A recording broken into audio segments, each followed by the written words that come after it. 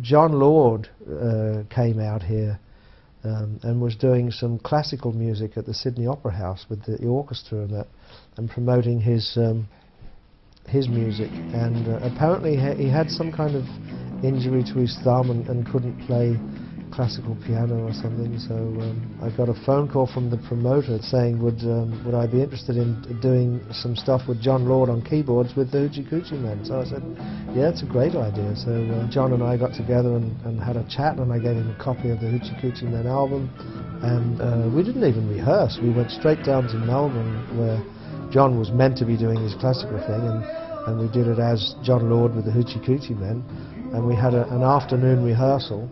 Being blues, it was a little bit more simple, but there were still arrangement things and things that we had to work out. So we worked all afternoon and then did a show that night and had it filmed.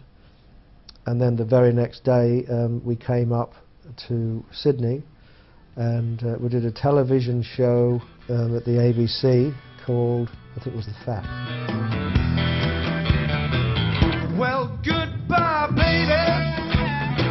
Hate to see you go.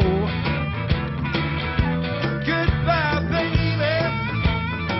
Hate to see you go. We did that live, and then we went straight from doing that live TV show to a gig in Sydney called The Basement, and played there, and that was filmed, and then they released a live DVD with Jon Lord with the Hoochie Coochie Men, which actually turned out quite good. I was pleased with that, pleased with the outcome.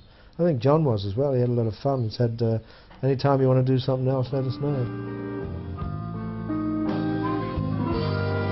So in 2006, the Hoochie Coochie Men got together to do a studio album.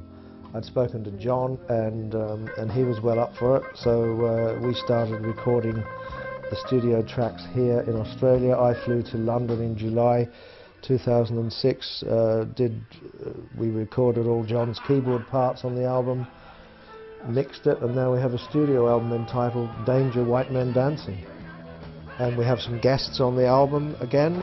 Jimmy Barnes did 2 tracks, Ian Gillan guested on 2 tracks, and it was lovely to see Jon and Ian back together, and that's worked very well. And a singer here in Australia called Jeff Duff, great singer, did 2 tracks, and everybody's very, very happy with it.